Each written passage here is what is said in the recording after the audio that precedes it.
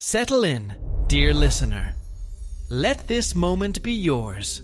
Quiet, unhurried, and perfectly still.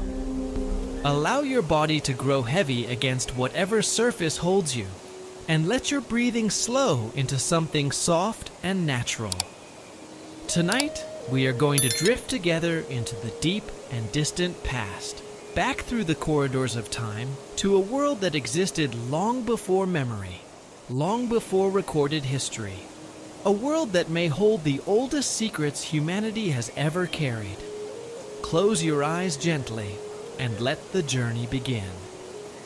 There exist, buried within the ancient soils of Mesopotamia, clay tablets so old that the hands which shaped them turned to dust thousands of years before the earliest civilizations that most of us were taught about in school had even drawn their first breath.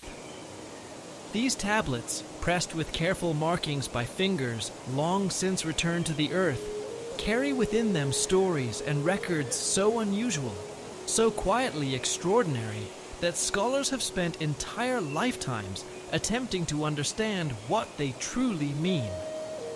Among the most thoughtful and careful of these scholars, the Assyriologists, the linguists, the archaeologists, there exists a conversation that has never quite been resolved. A gentle tension between what the mainstream tells us and what the tablets themselves seem to whisper. Picture, if you will, those ancient scribes seated in the dim warmth of oil-lit rooms, pressing the blunt end of a reed stylus into soft clay with patient, unhurried hands. Each impression left a small, wedge-shaped mark. Tens of thousands of such marks, arranged in rows across tablets no larger than a human palm. Preserved thoughts and records that would outlast every empire, every dynasty, every city that rose and crumbled in the millennia that followed.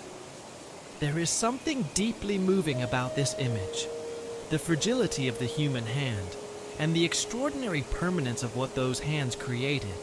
Some of the most puzzling discoveries within this body of ancient writing are tablets that describe certain beings through intricate combinations of ideographic symbols, pictorial representations that do not correspond to any known human group alive during that particular era. These early writings employ signs that seem to portray entities with characteristics that are distinctly and unmistakably non-human. Among the most frequently encountered descriptions are references to beings with qualities reminiscent of fish, aquatic features, a connection to water, who are said to have emerged from bodies of water to visit the earliest human settlements.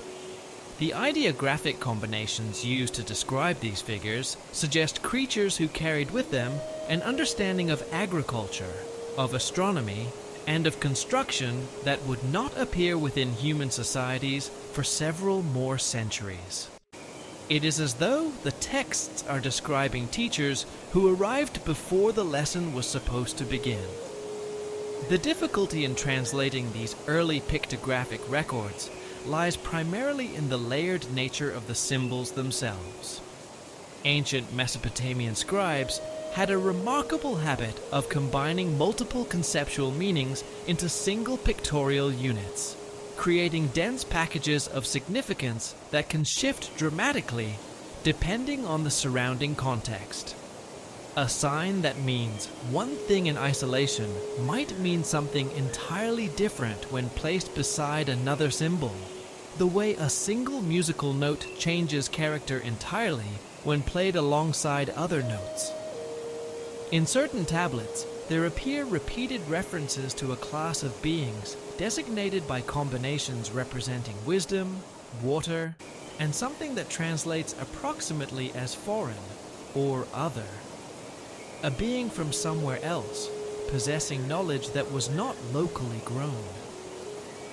Modern Assyriologists have wrestled carefully with the question of what these beings represent. Were they metaphorical constructs? Abstract concepts given physical form to help early peoples understand abstract ideas? Were they deities, elevated beyond human experience into the realm of pure theology? Or And here is the question that sits quietly at the heart of so much ancient mystery. Were they descriptions of actual entities that early Sumerian communities encountered in some way? Beings who left such a profound impression upon the people they met that the memory of them was preserved in the most permanent medium available: fired clay. The banks of the Euphrates and Tigris rivers, slow and brown and shimmering in the heat of the Mesopotamian plain, would have been the natural gathering places for early human communities.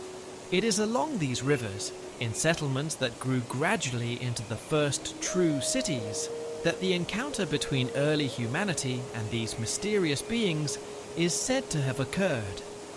The ancient tablets seem to suggest that the meetings happened at the water's edge, at the boundary between the known world of the land and the unknown depths of the river and sea. There is a poetry in this, a natural symbolism that may have carried genuine memory within it.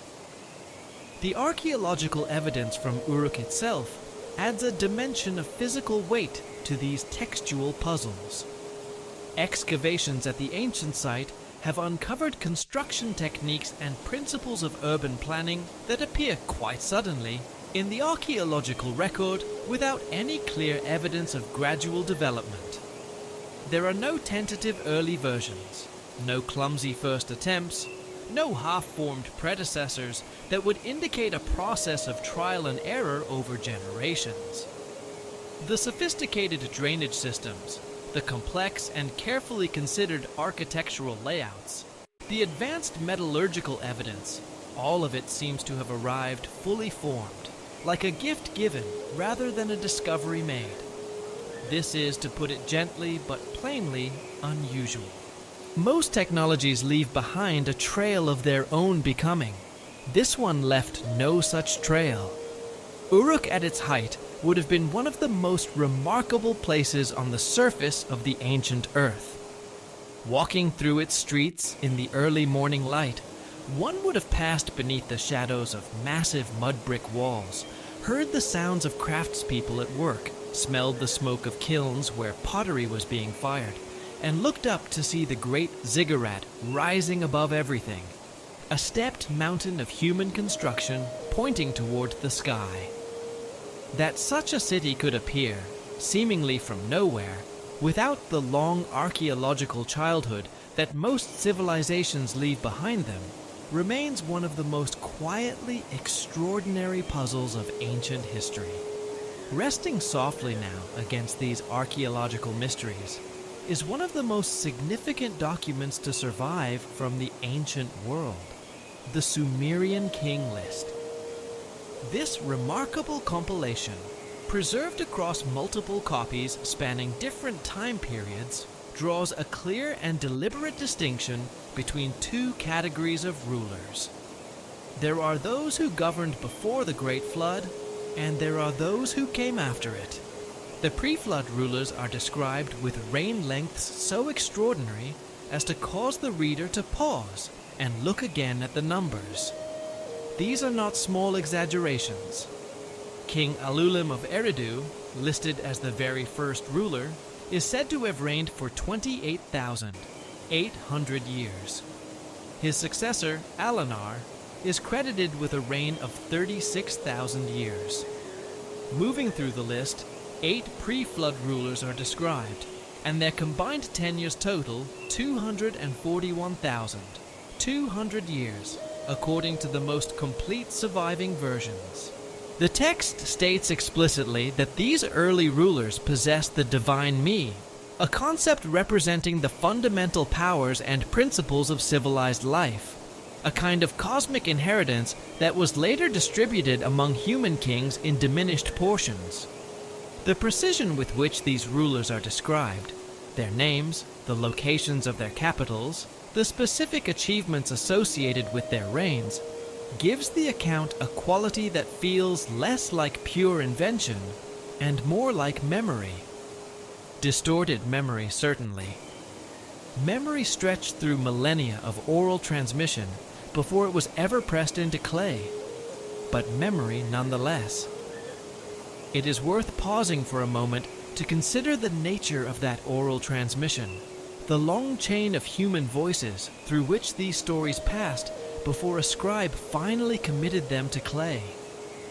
Generation after generation of storytellers, priests, and teachers carried these accounts in their minds and on their tongues, passing them from elder to student in temple courtyards and firelit rooms, across centuries of repetition and refinement. What reaches us in the clay tablets is not the raw original memory, but its distilled essence. The parts that were considered important enough to be preserved through all those years of transmission. The presence of such specific details as names, cities, and rain lengths in these pre-flood accounts suggests that the tradition considered them genuinely significant rather than merely decorative. The post-flood section of the King List presents an entirely different portrait. After the account of a great deluge that swept over the land and reshaped the world, the list describes rulers with reign lengths that correspond far more closely to what we recognize as human lifespans, decades rather than millennia. Archaeological investigation has confirmed the existence of many of these later rulers, and their periods of governance align with the practical realities of human leadership. The contrast between the two sections is so stark, so deliberately drawn, that it invites the reader to ask what exactly the author of the original tradition was trying to communicate about the nature of those earliest rulers. Traditional scholarly interpretation suggests that the pre-flood section represents mythological or theological content, a narrative framework for explaining the origins of civilization through divine and semi-divine figures, rather than a historical record in any literal sense. This is a reasonable and cautious position. Yet there is something about the specificity of those early entries, the precision of the numbers, the naming of cities and accomplishments, that continues to resist full dismissal as pure invention. Throughout the broader body of Sumerian literature, there returns again and again a group of beings known as the Apkallu, typically translated as the Seven Sages. These figures appear consistently across multiple independent texts as entities who possessed comprehensive knowledge of civilization's foundational arts and who shared that knowledge with early humanity. The Apkallu are credited with transmitting the principles of city planning, techniques for cultivating crops, frameworks for legal systems, and the religious practices that formed the bedrock of Sumerian society. They are consistently portrayed as beings who occupy a category separate from both gods and humans, not divine in the full theological sense, yet clearly not human in their capabilities or their knowledge. Textual fragments describe the Apkallu as possessing human-like intelligence and the ability to communicate with human communities, yet carrying knowledge and capabilities that exceeded anything available to those communities by a considerable distance. Their teachings allegedly encompassed mathematical understanding, careful astronomical observation over long periods, and engineering principles whose application enabled the rapid blossoming of Sumerian civilization along the rivers of Mesopotamia. The image of the Apkallu in Sumerian artistic tradition is one of the most enduring and quietly haunting in all of ancient art. They are depicted standing upright, robed in garments that resemble the skin of a fish, or perhaps a fish-shaped ceremonial costume, or perhaps something else entirely, something for which the ancient artists had no better visual vocabulary. They carry in their hands a particular object, a kind of bag or vessel, whose purpose has never been satisfactorily explained. Some researchers have proposed that this object represents a container for seeds or pollen, used in their work with human agriculture. Others have suggested it may have served some technological function that the ancient artists recorded faithfully without fully understanding. Whether symbolic or literal, the consistency with which this object appears across centuries of artistic tradition suggests it represented something genuinely significant to those who depicted it. Closely related to the Apkallu are their more specifically described counterparts, often rendered as the wise ones or the sages. Beings described as possessing both human and fish-like characteristics, emerging from the Persian Gulf to establish contact with the coastal settlements of early Sumer. Their hybrid appearance, combining the intellectual aspect of the human form with aquatic features, appears across multiple independent sources with a consistency that is difficult to attribute entirely to random creative repetition.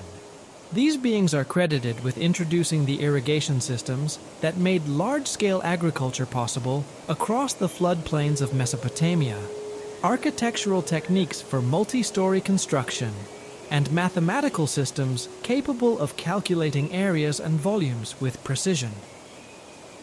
Archaeological evidence confirms that these technologies appeared relatively quickly in the Sumerian record, without the clear developmental stages that typically accompany genuinely human technological innovation. The physical descriptions preserved in these texts are remarkably specific. The aquatic sages are portrayed as beings roughly comparable to humans in overall size and proportion, but distinguished by fish-like scales, webbed extremities, and the capacity to exist comfortably in both water and on land. Their interactions with human communities are consistently described as intentional and educational, organized efforts to transmit knowledge rather than chance encounters.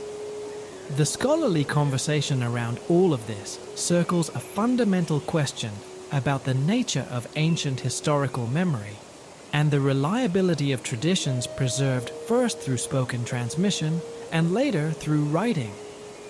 Conservative interpretation maintains that the Apkallu, and all the beings described alongside them, represent mythological constructs, narrative tools that ancient peoples used to explain the origins of their civilization and provide theological frameworks for understanding their own development.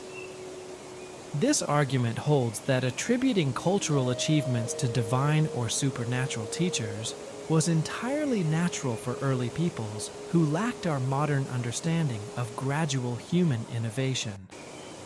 Alternative interpretation suggests these texts may preserve, however distorted by time and retelling, actual memories of contact with advanced beings or with some form of advanced civilization.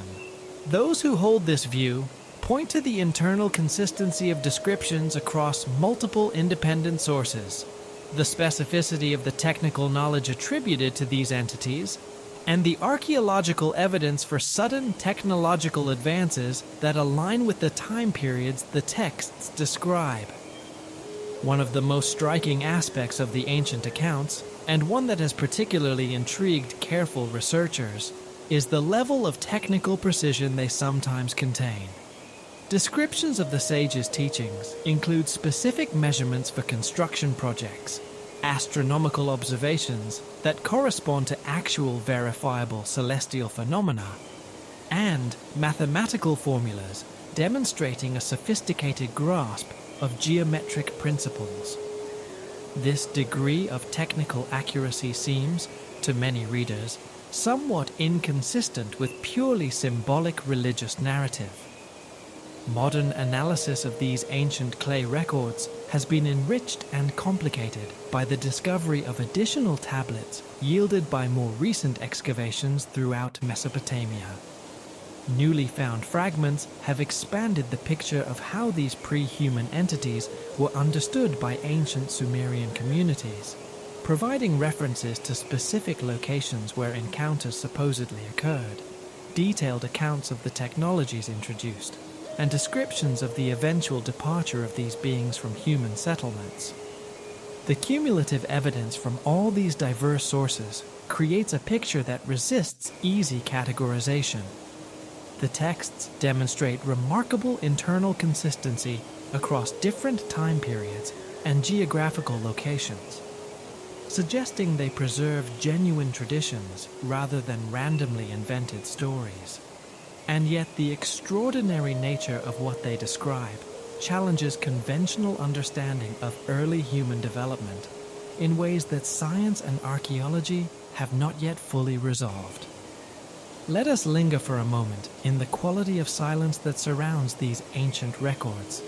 Consider the distance across which they have traveled to reach us, not across miles, but across time.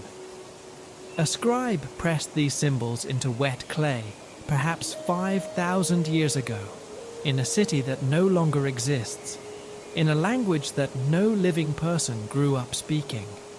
The clay was dried, stored, perhaps copied by later scribes who no longer fully understood what they were preserving, buried under the accumulation of centuries, excavated by the careful brushes of modern archaeologists, and finally translated by scholars who spent decades learning the grammar of a dead civilization.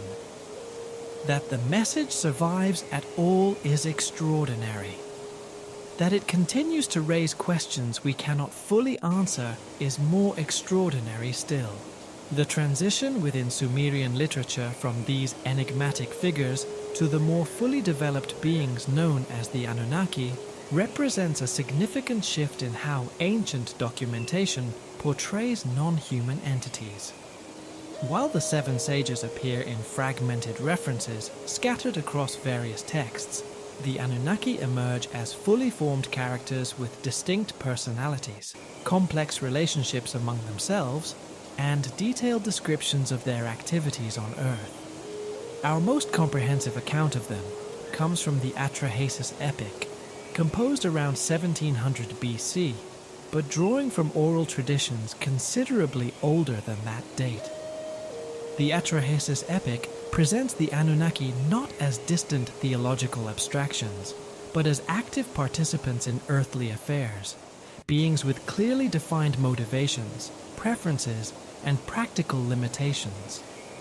The text describes a hierarchical society possessing advanced technological capabilities, yet facing genuine challenges that required human assistance to address.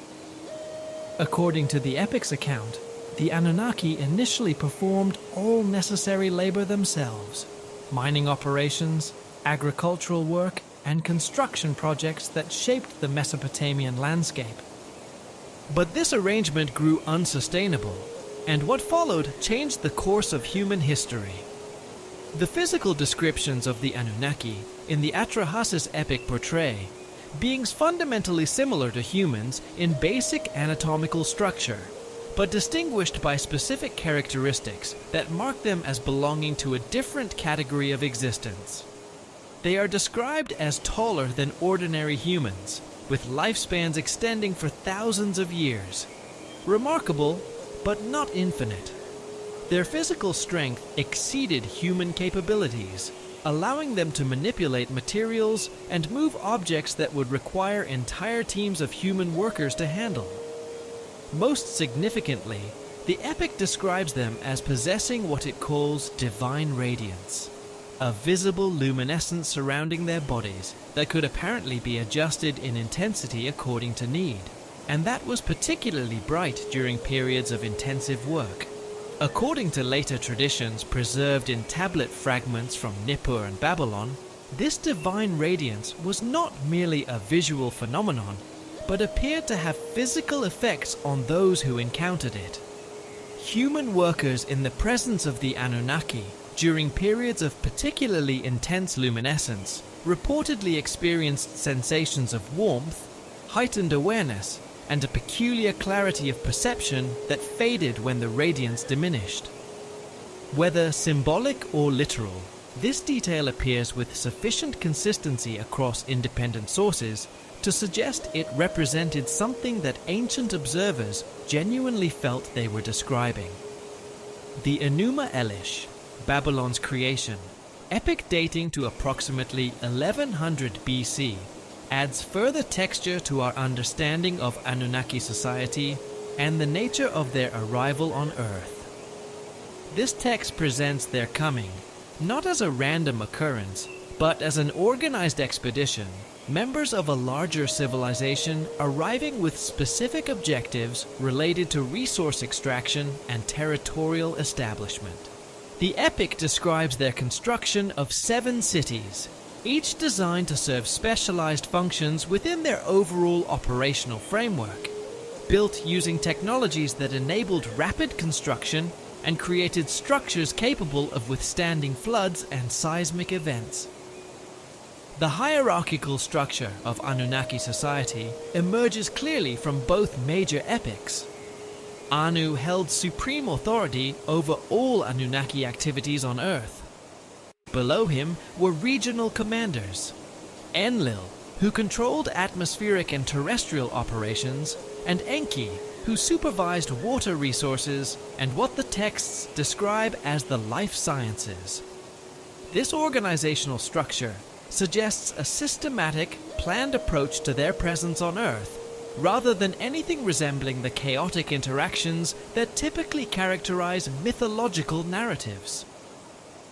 Sumerian artwork provides a visual dimension to our understanding of how the Anunnaki were perceived by ancient observers. Cylinder seals, relief carvings, and sculptural works consistently depict beings with distinctive characteristics that set them apart from human figures. These artistic representations show entities wearing elaborate headdresses that appear to serve functional rather than purely decorative purposes, displaying complex geometric patterns and what appear to be technological components, including tubes, wires, and box-like attachments that suggest some form of communication or monitoring equipment. The objects carried by Anunnaki figures in these artworks have puzzled researchers for generations. Consistently depicted across multiple artistic traditions and time periods, these items include handheld devices of geometric shapes, staffs topped with complex mechanical assemblies, and containers emitting rays or beams of energy. The precision with which these objects are rendered suggests they represent actual instruments rather than invented religious symbolism. Of particular note are the numerous artistic scenes showing Anunnaki figures in clearly hierarchical relationships with human beings. Humans depicted in positions of service or labor, performing tasks under Anunnaki supervision, engaged in mining, agriculture, and construction work. The Anunnaki figures in these scenes appear to be directing and overseeing, rather than participating directly in physical effort. The ancient cylinder seals deserve a moment of particular attention, for they represent one of the most intimate forms of ancient record-keeping. Small enough to be worn around the neck, or carried in a pouch, these tiny stone cylinders were rolled across wet clay to leave their impressions on documents and storage vessels, a personal signature pressed into the soft material of the moment. That their surfaces were so often devoted to depicting the Anunnaki and their activities suggests these images occupied a central place not only in official religious practice, but in the daily personal identity of the people who carried them. The most philosophically significant and most debated aspect of the Anunnaki relationship with humanity concerns their alleged role in the creation of human beings themselves. Multiple Mesopotamian texts describe a process by which the Anunnaki modified existing hominid species to produce workers capable of performing complex tasks. The Atrahasis epic provides the most detailed account of this process. It describes how the god Enki and the goddess Ninmah collaborated to create humans by combining clay, possibly a metaphor for some form of biological or genetic material, with what the text calls divine essence contributed by the Anunnaki themselves. This creation process, as the texts describe it, involved multiple experimental phases, with varying degrees of success and failure along the way. Early attempts reportedly produced beings with physical or cognitive deficiencies that rendered them unsuitable for their intended role. The texts describe a systematic process of refinement that eventually resulted in beings capable of complex reasoning, skilled labor, and independent reproduction. The precision with which this process is described, specific procedures, specific materials, specific outcomes, gives the account a quality that has led some researchers to wonder whether it preserves memories of actual biological procedures. The Epic of Gilgamesh adds another dimension to the question of Anunnaki genetic involvement with humanity. Gilgamesh himself is described as 2/3 divine and 1/3 human, suggesting a genetic heritage combining Anunnaki and human lineages. His extraordinary strength, his extended lifespan, and his ability to communicate directly with Anunnaki entities support the interpretation of him as a successful hybrid figure, a being who carried within him something of both worlds. The Epic of Gilgamesh is, in many ways, a story about the ache of being caught between two natures. Gilgamesh is too powerful, too restless, too driven for ordinary human life, yet he cannot fully access the immortality of the divine realm that partially shaped him. His journey to find the secret of eternal life, his encounter with Utnapishtim the flood survivor, his eventual return to Uruk empty-handed, but somehow deepened by the experience. These feel less like mythological allegory and more like the record of a genuinely extraordinary individual wrestling with the terms of his own existence. According to later traditions, the walls of Uruk that Gilgamesh built were still visible centuries after his death, and the people of Mesopotamia regarded them as proof that something genuinely remarkable had walked among them. Archaeological discoveries have occasionally provided correlations with these textual accounts. Skeletal remains from early Mesopotamian sites sometimes display anatomical features that differ notably from typical human populations of the same period. Unusual cranial capacities, atypical bone density measurements, dental characteristics suggesting different dietary and environmental adaptations.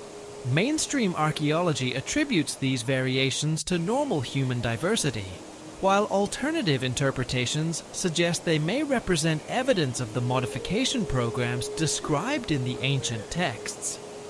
The question remains genuinely open. The interpretation of these texts that most profoundly shaped public awareness of the Anunnaki came from Zecharia Sitchin, whose translations of Sumerian records formed the foundation of what became known as the ancient astronaut theory.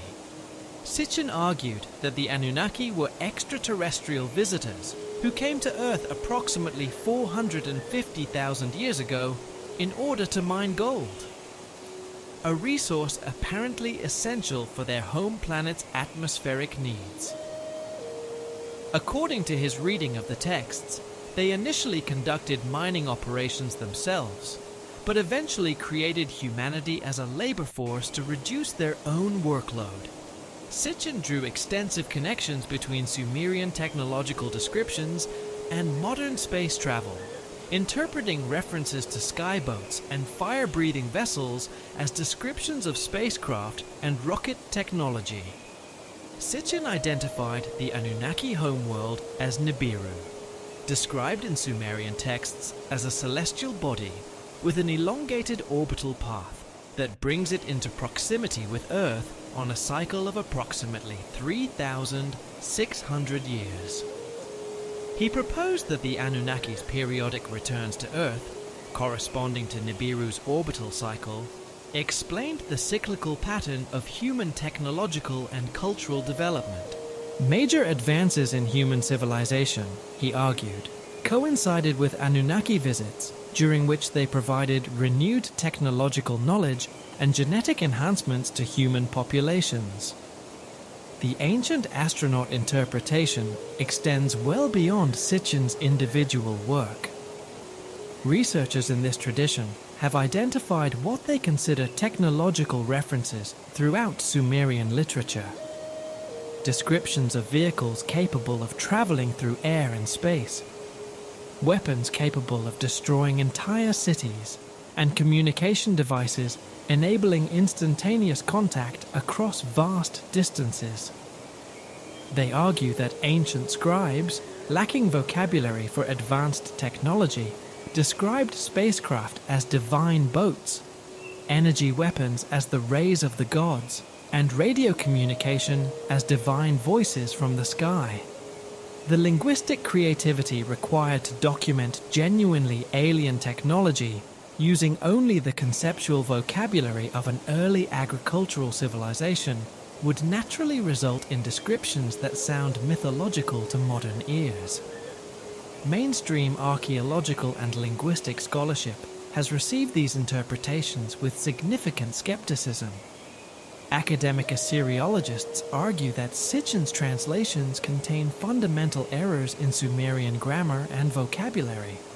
They contend that his interpretation of Anunnaki as those who from heaven to earth came is a misreading of the original cuneiform, which they translate more conventionally as offspring of Anu, or those of royal blood.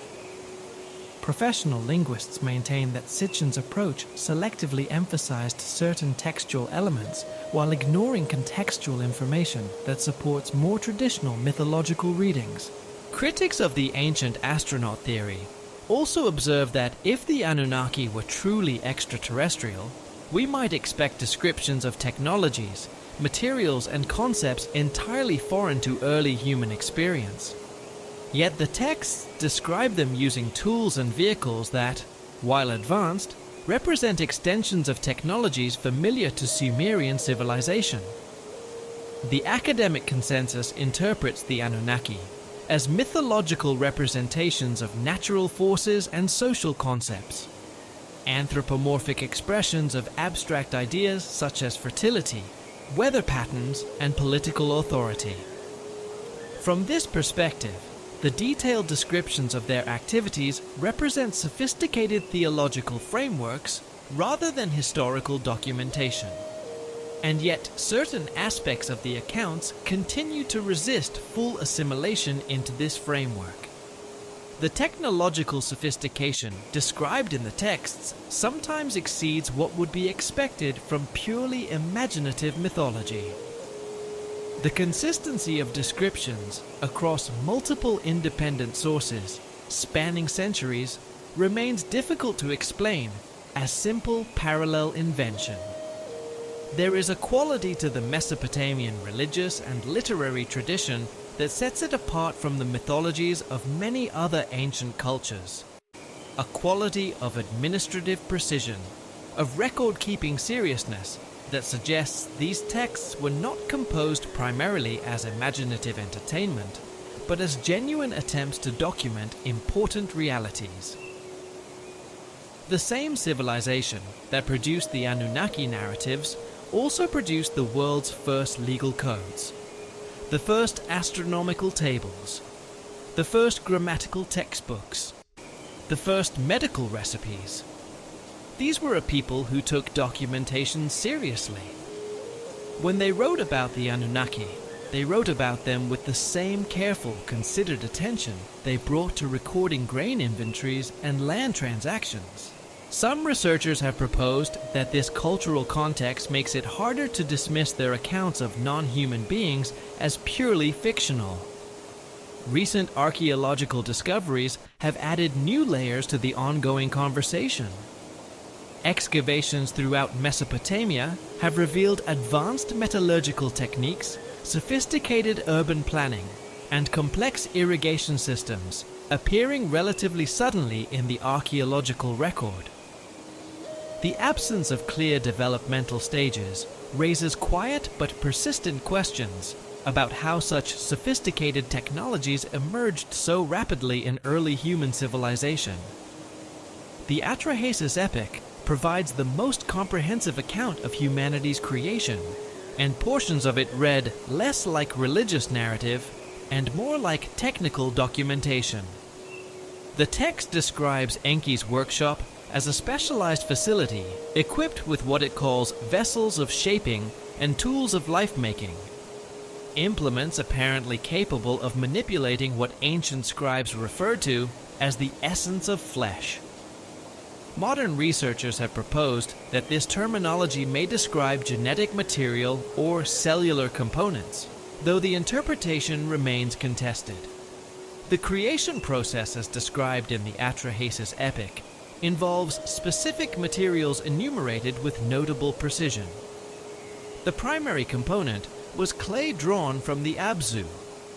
Material taken from the freshwater aquifer the Sumerians believed lay beneath the Earth's surface.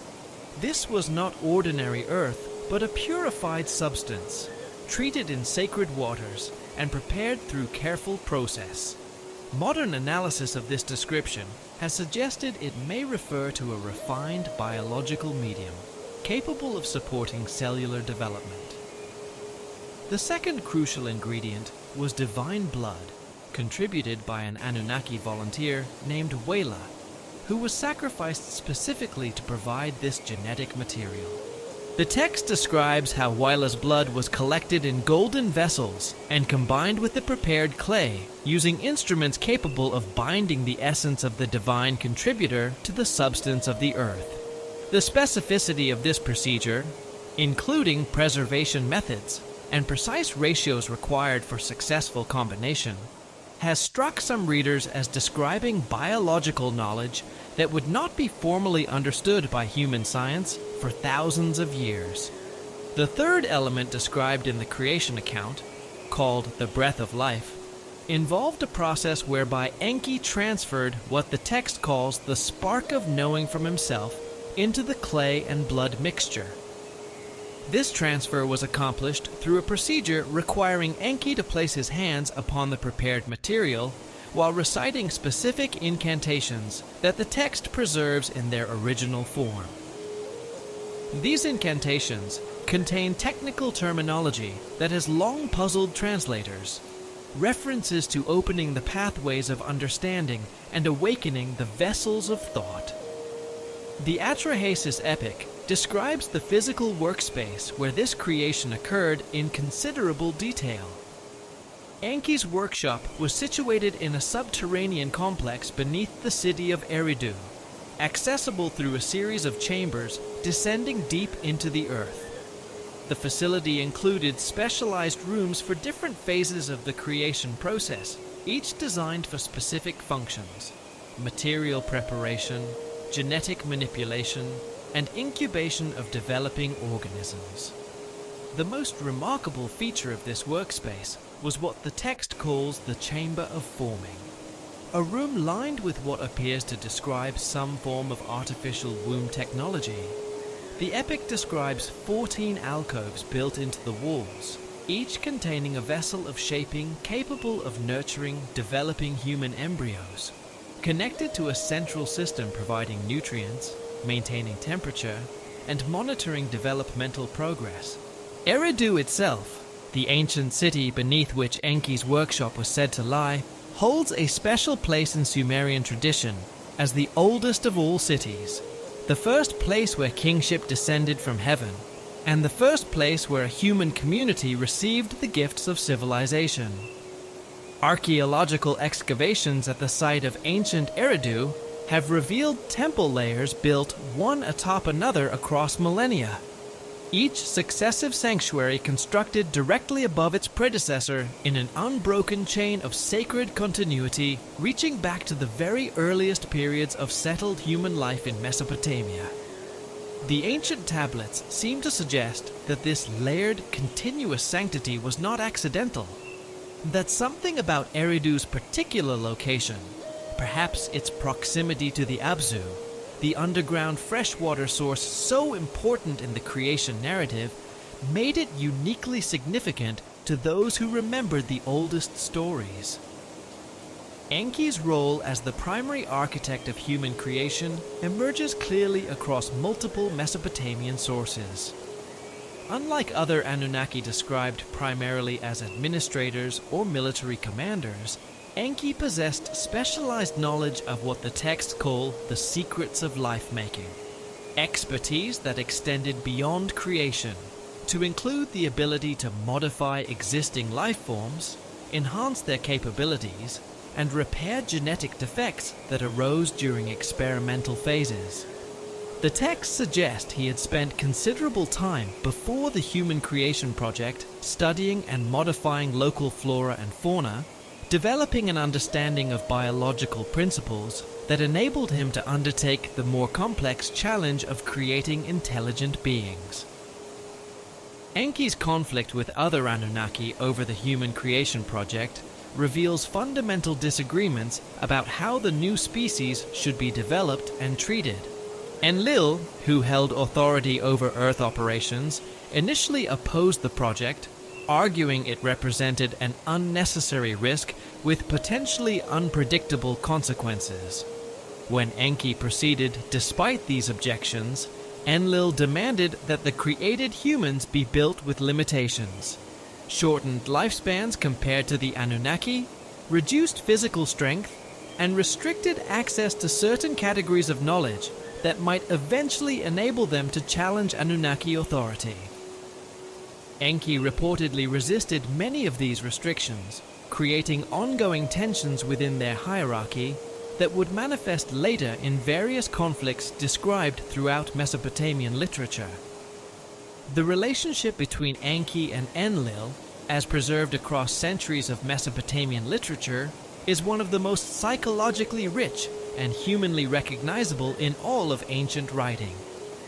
These are not cartoon deities engaged in simple power struggles, but fully realized characters with genuine philosophical disagreements about the nature of creation, the rights of created beings, and the moral responsibilities of those who hold power over others. Enki, consistently portrayed as the champion of humanity, returns again and again to the argument that beings capable of feeling, learning, and growing deserve consideration beyond their mere instrumental usefulness. Enlil's counter-argument, that order and control are the foundation upon which any civilization must rest, has an uncomfortable logic of its own. The ancient tablets seem to suggest that this debate was never fully resolved, and perhaps never could be. The goddess Ninmah, Enki's collaborator in the creation project, brought specialized knowledge of biological development and reproductive processes. Her role involved designing the reproductive systems that would allow humans to procreate independently, eliminating the need for continued Anunnaki involvement in maintaining population numbers. The Atrahasis epic describes multiple experimental phases in the human creation process, with early attempts producing beings that suffered from various defects. The first prototypes were apparently unable to reproduce, requiring each individual to be created separately in Enki's workshop. Subsequent versions suffered from physical deformities, mental deficiencies, or behavioral problems that made them unsuitable for the intended purpose. One particularly detailed account describes the creation of beings with enhanced physical strength but insufficient intelligence to follow complex instructions, capable of heavy labor but requiring constant supervision, and unable to adapt to changing circumstances or acquire new skills. Another experimental line produced highly intelligent beings who proved too independent, began questioning their creator's authority, and had to be discontinued and redesigned. The systematic refinement process continued through multiple generations of experimental beings, with each iteration incorporating improvements based on observed deficiencies in previous versions. The successful human prototype, designated in the texts as Lulu, meaning mixed being, represented the culmination of this experimental program. The Lulu possessed the optimal combination of physical capability, cognitive capacity, and behavioral compliance that the Anunnaki required for their workforce.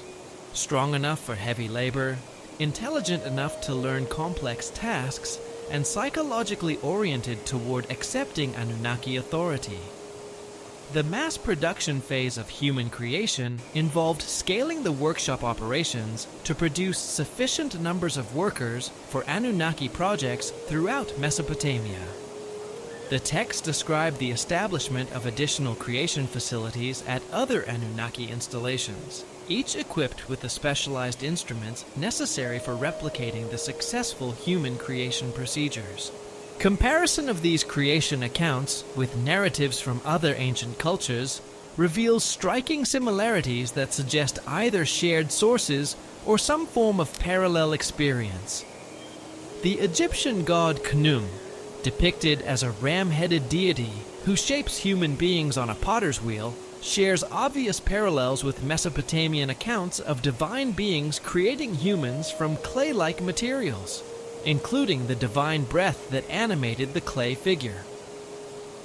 Hebrew creation accounts preserve similar elements: the formation of humans from clay, the divine breath providing life, the garden setting where the first humans were placed, and the eventual limitation placed upon their access to certain knowledge. The Genesis account of human creation, while theologically distinct from Mesopotamian polytheism, contains procedural details that align closely with the Atrahasis epic's technical descriptions. Greek mythology preserves accounts of Prometheus creating humans from clay and stealing fire from the gods to enhance human capabilities. The Prometheus narrative includes elements of divine conflict over human development, with some divine beings supporting human advancement while others sought to restrict human potential. A dynamic that mirrors the disagreements between Enki and Enlil described in Mesopotamian sources. Hindu texts describe human creation through divine intervention, combining earthly and celestial elements, with the Puranas containing accounts of divine beings who established human populations through processes that transcended natural reproduction. The cyclical nature of creation and destruction, described in Hindu cosmology, parallels Mesopotamian accounts of multiple experimental phases in human development. Native American creation stories from various tribal traditions include references to beings from the sky who taught humans essential skills and transmitted knowledge of essential technologies. These accounts often describe sky beings who created humans through processes combining earthly materials with divine essence, with the eventual departure of these sky beings leaving humans to continue their development independently, mirroring the Mesopotamian pattern of Anunnaki withdrawal from direct management of human affairs. The consistency of these creation narratives across geographically separated cultures suggests either a common source tradition that influenced multiple civilizations, or parallel encounters with similar entities that left comparable impressions on developing human societies. The technical details preserved across these diverse accounts, including specific procedures, materials, and equipment used in creation processes, exceed what would be expected from purely independent mythological invention. What is perhaps most striking about this global consistency is not merely the shared narrative of divine creation, but the shared emotional texture that accompanies it.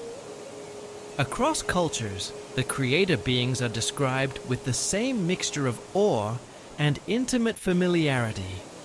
Beings who are powerful beyond ordinary human comprehension, yet who engage with humans in ways that feel personal, purposeful, and in some cases genuinely affectionate. Some researchers have proposed that this emotional consistency may be as significant as the factual parallels, that it preserves something of the actual quality of the encounters these traditions are attempting to describe. The Sumerian tradition of the Apkallu, those 7 sages who emerged from the waters to teach humanity the foundations of civilization, finds remarkable parallels in the Hebrew tradition of the Watchers, described in the Book of Enoch. Both traditions describe a class of non-human beings who descended from celestial realms to interact directly with early human populations, bringing knowledge that would fundamentally transform human society. The Apkallu depicted in Mesopotamian art as fish-suited figures carrying mysterious objects possessed comprehensive understanding of mathematics, astronomy, architecture, and agricultural technique. The Book of Enoch, though excluded from the biblical canon, preserves detailed accounts of the Watchers that align remarkably well with Sumerian descriptions of divine teachers. According to Enochian literature, 200 Watchers descended to Mount Hermon under the leadership of Semjaza, bringing with them knowledge that included metallurgy, cosmetic arts, weapon making, and astronomical secrets. The physical descriptions of the Watchers in Enochian texts provide specific details that distinguish them from both ordinary humans and the incorporeal angels of later theological tradition. They are described as standing between 8 and 12 feet in height, with muscular builds suggesting tremendous physical strength, skin possessing a subtle luminescence that intensified during periods of activity or emotional engagement, and eyes described as having an inner fire capable of illuminating dark spaces and seeming to penetrate matter itself. The Watchers' clothing and equipment, as described in the Book of Enoch, consisted of garments appearing to be woven from metallic threads that shifted color according to lighting conditions. They carried tools and instruments the text struggles to describe adequately using available vocabulary. Devices that could cut through stone as easily as wood, create fire without fuel, and produce sounds audible across vast distances. These descriptions align closely with Sumerian depictions of the Apkallu carrying objects that appear technological rather than ceremonial in nature. The knowledge transmitted by the Watchers encompassed both practical technologies and theoretical understanding that would not emerge independently in human civilizations for centuries. Azazel, one of the prominent Watchers, taught humans the secrets of metallurgy, techniques for extracting metals from ore, creating alloys, and forging weapons and tools of exceptional quality, requiring precise temperature control and chemical additives that enhance the strength and durability of finished products. Barakiel instructed humans in astronomical observation, teaching them to track celestial movements, predict eclipses, and calculate seasonal changes with mathematical precision. Kokabel taught divination and the interpretation of natural omens, systems for predicting future events through observation of atmospheric conditions, animal behavior, and unusual celestial appearances. The systematic nature of these divination practices, as preserved in cuneiform texts, demonstrates understanding of probability and pattern recognition that exceeds what would be expected from early human communities. The Watchers' interaction with human women, as described in both Enochian and Sumerian sources, resulted in offspring possessing characteristics of both parent species. These hybrid beings, known as Nephilim in Hebrew tradition, and under various names in Mesopotamian texts, grew to extraordinary size and displayed capabilities far exceeding normal human limitations. The Book of Enoch describes these giants as reaching heights of 15 to 20 feet, with strength sufficient to uproot trees and move massive stone blocks without mechanical assistance. The Nephilim's appetites, according to Enochian accounts, eventually exceeded what human agricultural production could sustain. The text describes how they consumed entire harvests of human communities, then hunted all available wildlife in their territories. When these food sources proved insufficient, some Nephilim reportedly turned to consuming humans themselves. This pattern of escalating consumption created environmental devastation, threatening the survival of both human and animal populations throughout the ancient Near East. Archaeological investigations in the Levant and Mesopotamia have uncovered skeletal remains suggesting the presence of unusually large humanoid populations in ancient times. Excavations at sites, including Hebron, and locations throughout the Jordan Valley, have revealed human remains with bone structures indicating individuals of exceptional size and physical development. These skeletal discoveries display characteristics that align with textual descriptions of giant populations in biblical and Mesopotamian sources. The Rephaim described in biblical texts as giants inhabiting Canaan before the Israelite conquest left archaeological traces that include oversized stone structures, massive burial chambers, and agricultural terraces designed for beings of extraordinary physical capability. The dolmens scattered throughout the Golan Heights and Jordan demonstrate construction techniques requiring the movement of stone blocks weighing several tons. Excavations at Khirbet Kaffa have revealed defensive walls built with individual stone blocks weighing over 5 tons, fitted together with precision indicating advanced engineering knowledge, and with a notable absence of evidence for mechanical lifting devices. Similar megalithic construction appears throughout the ancient Near East. The trilithon stones at Baalbek in Lebanon feature blocks weighing over 800 tons, quarried, transported, and precisely positioned using methods that remain genuinely unclear to modern engineers and archaeologists. The concept of divine punishment for mixing celestial and terrestrial bloodlines appears consistently across multiple ancient traditions, suggesting widespread understanding that such hybridization violated natural or cosmic principles. The Sumerian flood narrative describes the gods' decision to destroy humanity as a response to corruption spreading through the earth, including the mixing of divine and human essences that had produced beings unsuited for their intended roles. The Epic of Gilgamesh preserves accounts of divine displeasure with hybrid beings who possessed too much divine heritage for simple obedience, yet too little to join the ranks of the gods themselves. The Atrahasis Epic provides the most detailed account of the divine decision-making process that led to the flood. The text describes council meetings among the Anunnaki, where the problems created by human and divine hybridization were debated extensively. Enlil argued that the hybrid populations had become uncontrollable. Enki maintained that the mixing had been a necessary consequence of creating beings capable of complex tasks. The solution that emerged involved selective preservation of pure human bloodlines, while allowing hybrid populations to perish in the deluge. This was not, the texts suggest, a decision taken lightly. It was a compromise arrived at through genuine disagreement, carrying the weight of irreversible consequence. The ancient tablets seem to suggest that the period leading up to the flood was one of the most turbulent and morally complex in the long history of the Anunnaki's relationship with humanity. The council meetings described in the Atrahasis Epic have the quality of genuine institutional deliberation.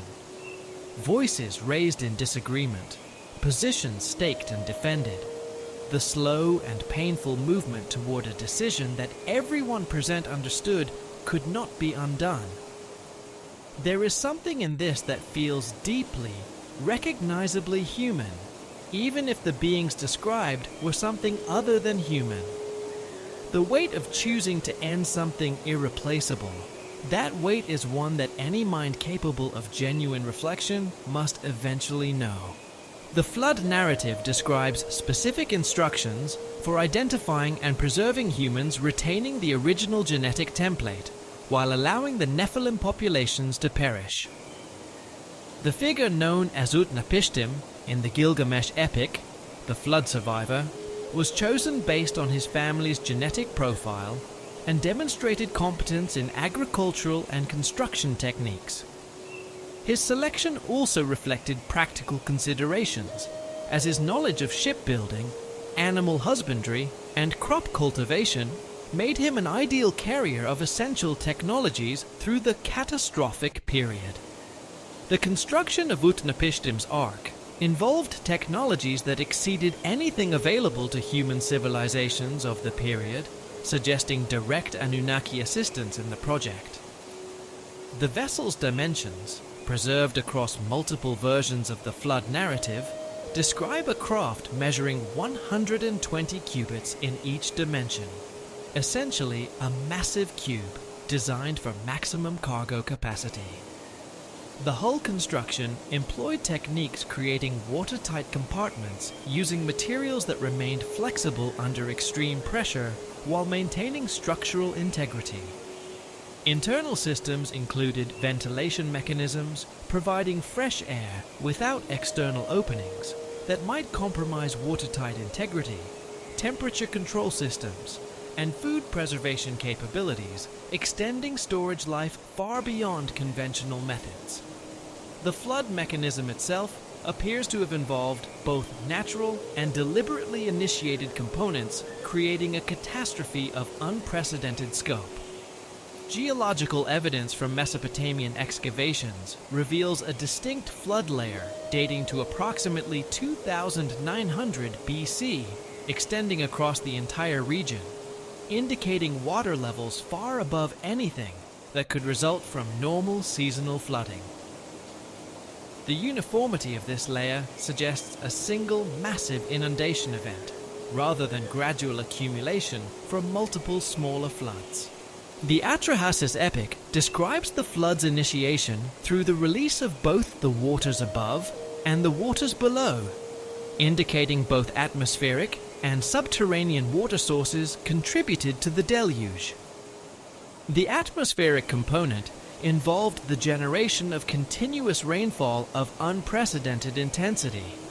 The subterranean component involved the apparent rupture of underground aquifers, flooding the region from below, while the atmospheric deluge continued from above.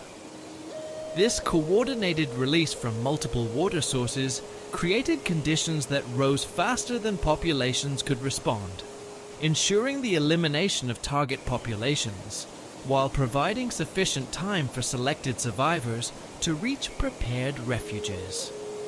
The precision timing of the flood's onset and duration suggests careful planning. The Gilgamesh epic specifies that the deluge lasted exactly 7 days and 7 nights, after which the waters began to recede according to a predetermined schedule. This timing enabled Utnapishtim to navigate to Mount Ararat, where the ark came to rest on elevated terrain that had been selected in advance. Archaeological investigations in the Ararat region have revealed ancient settlements that appear to postdate the Mesopotamian flood layer, supporting the narrative of survivors who established new communities in mountainous areas after the deluge receded. There is a particular kind of stillness described in the flood narratives that follows the end of the rain, a silence over the drowned world as the ark drifts on the surface of waters that cover everything that was once known and familiar. According to later traditions, Utnapishtim opened a window in the ark and wept when he looked out and saw that landscape of absolute stillness. The world he had known was gone. What lay beneath that flat and featureless water was everything that had once made up a life. The cities, the fields, the roads, the places where people had loved and argued and raised their children and grown old. Whether symbolic or literal, this image of grief upon the waters carries an emotional truth that has resonated across every culture that preserved a version of the flood story. The systematic elimination of Nephilim populations through the flood appears to have been largely effective. Post-flood archaeological records show a dramatic reduction in the megalithic construction projects and unusually large skeletal remains that characterize earlier periods. The few giant populations mentioned in later biblical and Mesopotamian texts appear to represent isolated survivors or new hybrid lineages that developed after the flood, never achieving the widespread distribution or political influence that characterized their predecessors. post-flood interactions between the surviving Anunnaki and the remnant human population involved the establishment of new social structures designed to prevent the recurrence of what had necessitated the flood. The Sumerian king list's clear distinction between pre-flood and post-flood rulers, with the dramatically shorter reign lengths of the latter, reflects this new social order. The lugal system in Sumerian cities created human rulers who served as intermediaries between the Anunnaki and general populations. Kings who ruled by divine mandate and could be removed if they exceeded their authorized powers or challenged Anunnaki supremacy. Religious hierarchies established in the post-flood period served multiple functions, including population management, information control, and the preservation of essential technologies under Anunnaki supervision. The temple complexes dominating Sumerian cities functioned as administrative centers, where divine knowledge was stored and distributed according to strict protocols, preventing unauthorized access to advanced technologies.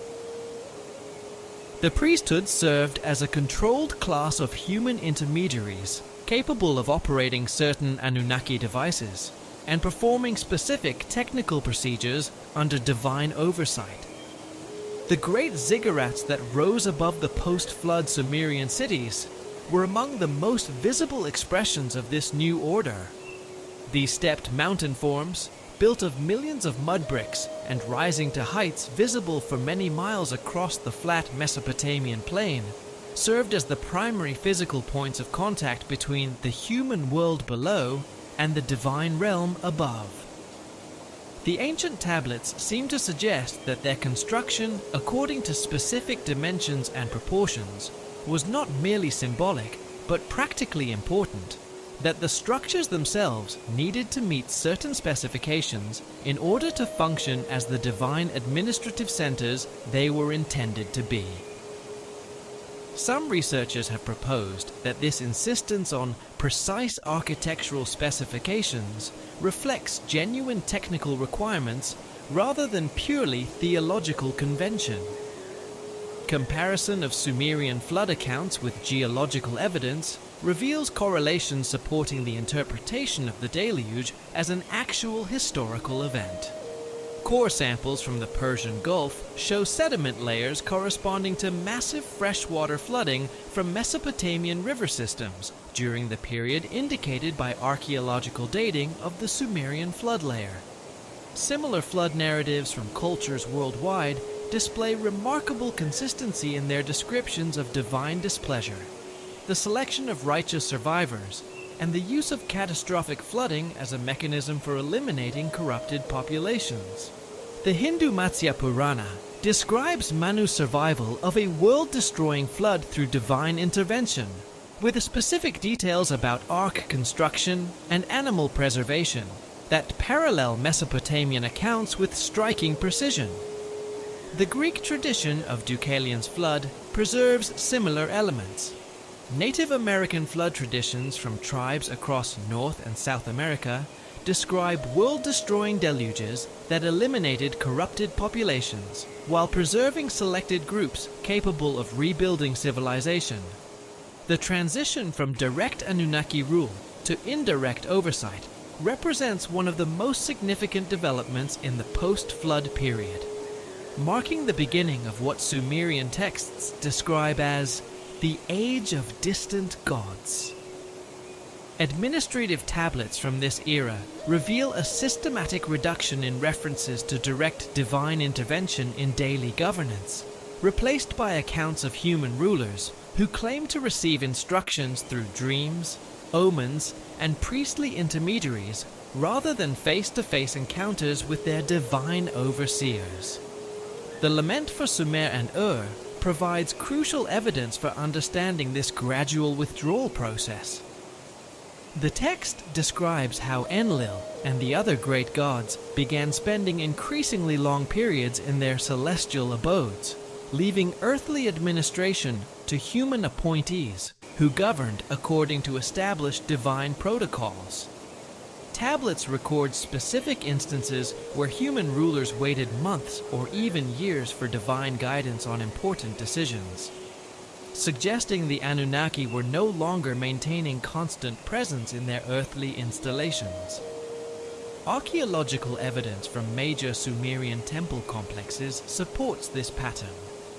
Excavations at Nippur, Eridu, and Babylon reveal architectural modifications made during the early 2nd millennium BC that converted spaces previously used for direct divine residence into ceremonial areas designed for periodic visits rather than permanent occupation.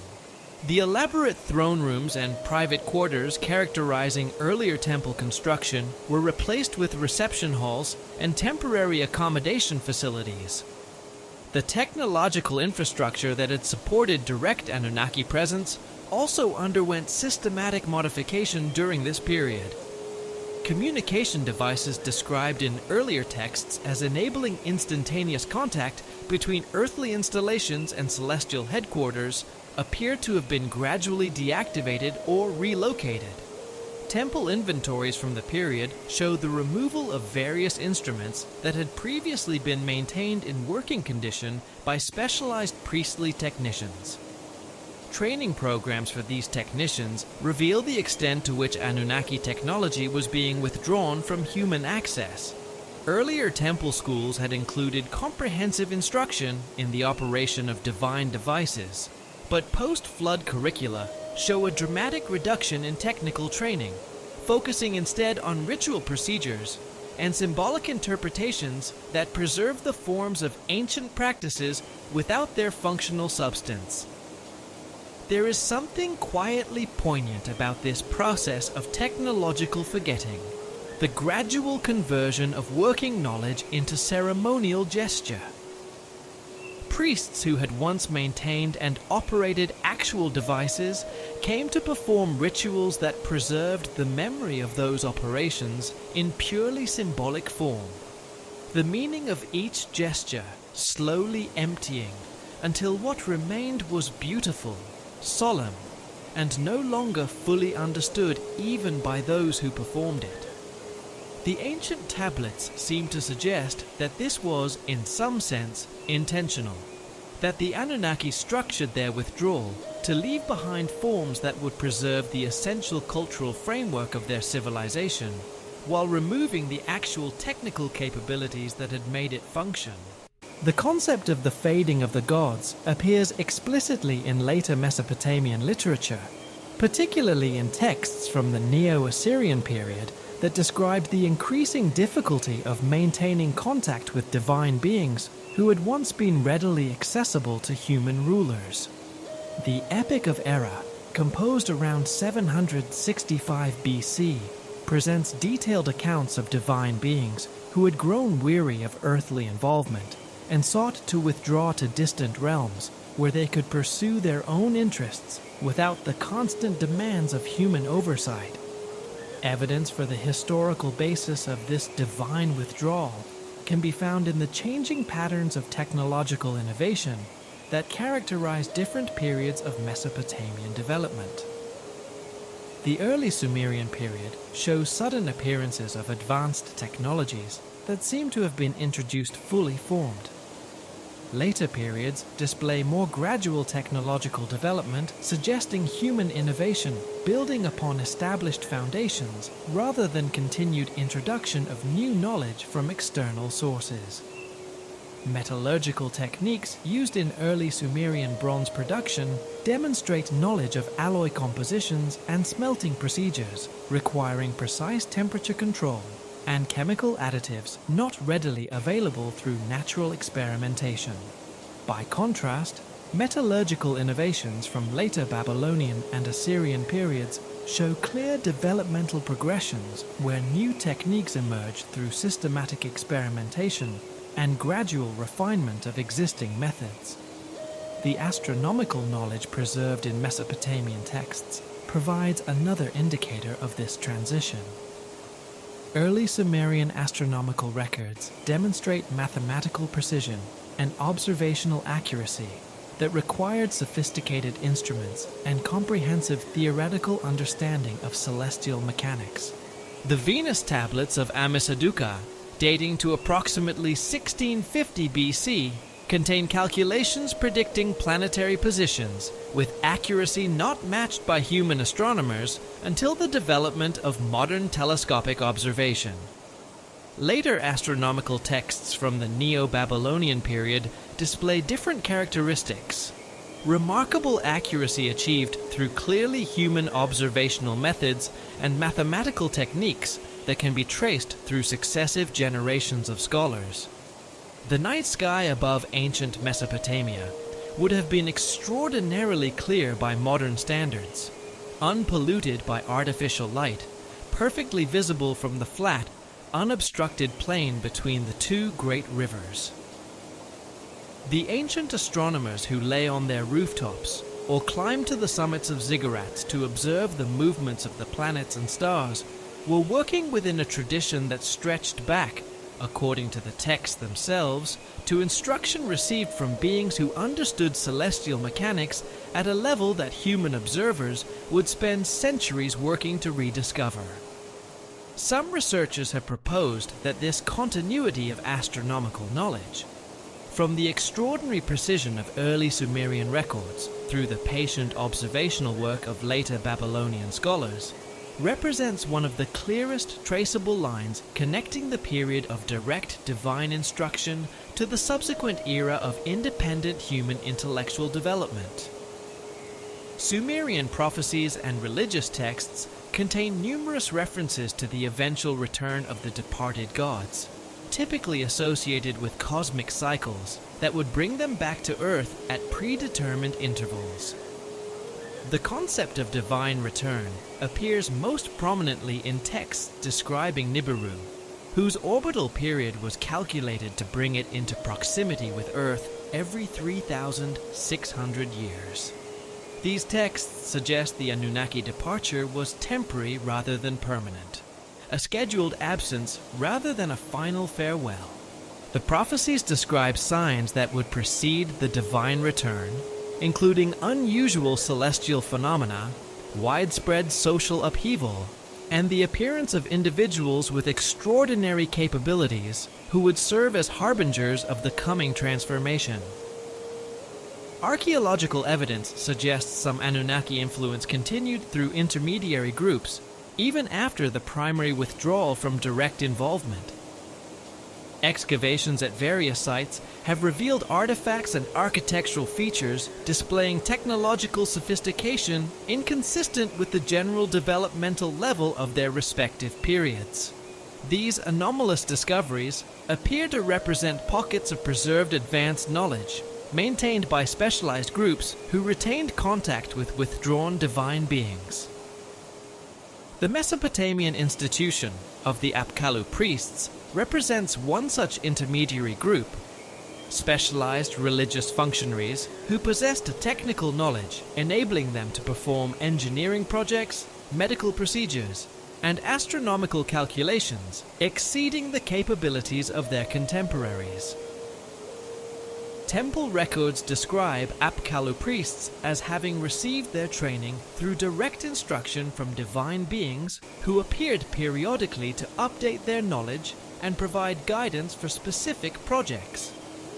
The Seven Sages tradition, appearing in various forms throughout Mesopotamian literature, describes a continuing relationship between human civilization and the withdrawn Anunnaki through selected intermediaries who served as conduits for divine knowledge.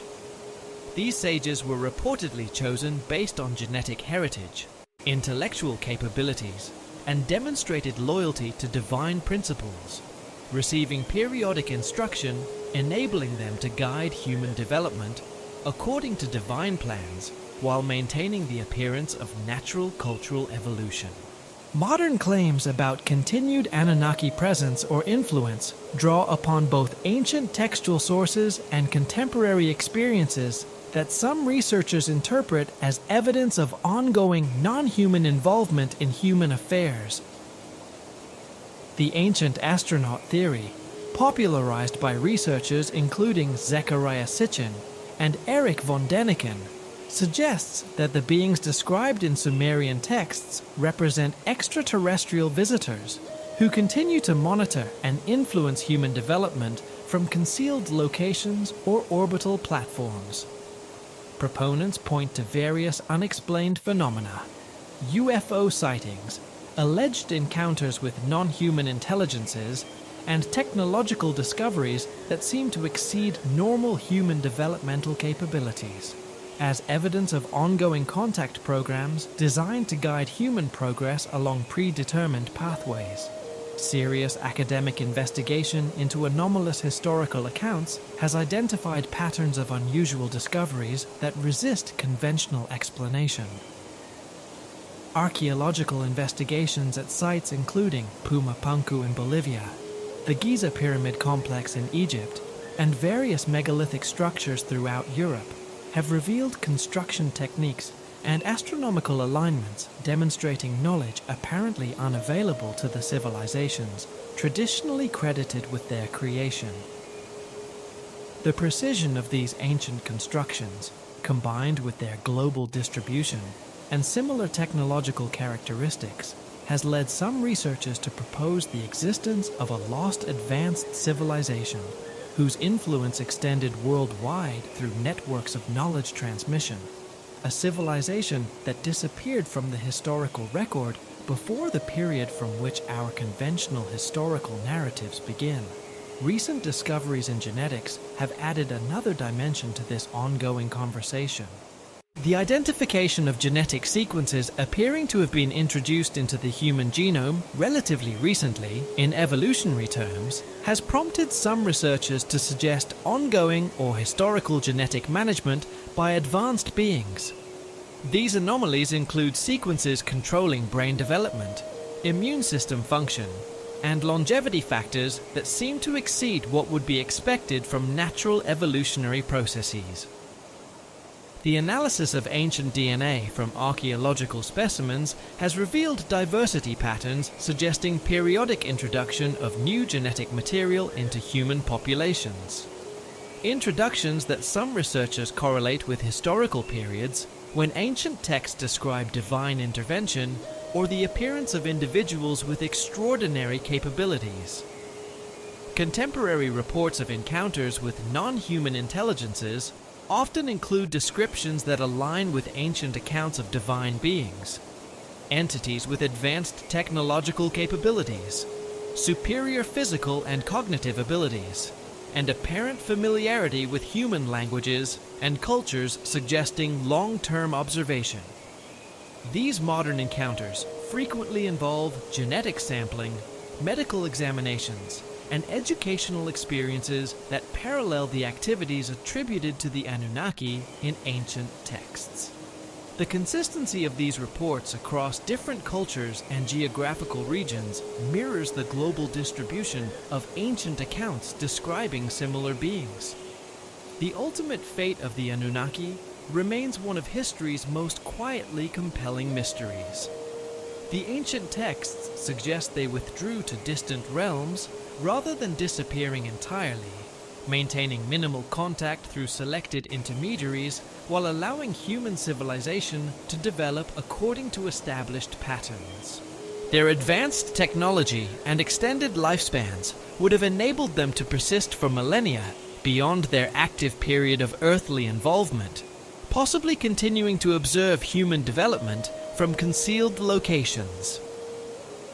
The cyclical nature of their predicted return, based on astronomical calculations preserved across multiple ancient sources, suggests their withdrawal was always intended as a temporary phase, a pause rather than a conclusion in a longer relationship with humanity.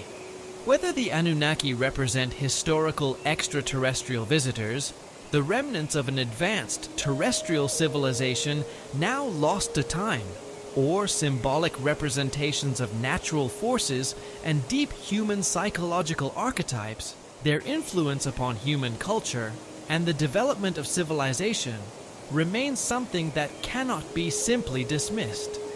The technologies, social structures, legal frameworks, and intellectual systems they allegedly introduced continue in some form to shape the world we inhabit today. And the mystery of their ultimate fate, whether they withdrew, departed, returned to the stars, or simply faded gradually from direct involvement into the background of human history, continues to inspire research, wonder, and the oldest of human questions. Where did we come from? And are we truly alone? These are the questions that ancient clay tablets, pressed by careful hands in a world we can barely imagine, have been carrying through the millennia toward us. Perhaps they have always been waiting for us to become ready to read them clearly. And now, dear listener, let these ancient mysteries settle gently around you like the softest of blankets. The questions asked tonight are old ones, older than the cities that first asked them, older than the rivers that ran beside those cities, older perhaps than the words we now use to speak of them. You need not solve them tonight. You need only rest. Let the images of those distant lands and those ancient beings drift slowly through your mind like shadows on still water, becoming softer now, more distant, more dreamlike. The clay tablets rest in their museums. The rivers still flow through Mesopotamia. The stars that ancient astronomers watched with such careful precision continue their slow and reassuring movements across the sky. You are safe and still and perfectly at rest. The world is quiet around you. The past is settled into its own long sleep, and you may join it now, drifting down into warmth and stillness and the deep, unhurried peace of a night that has no more questions, only rest. Good night and sleep well.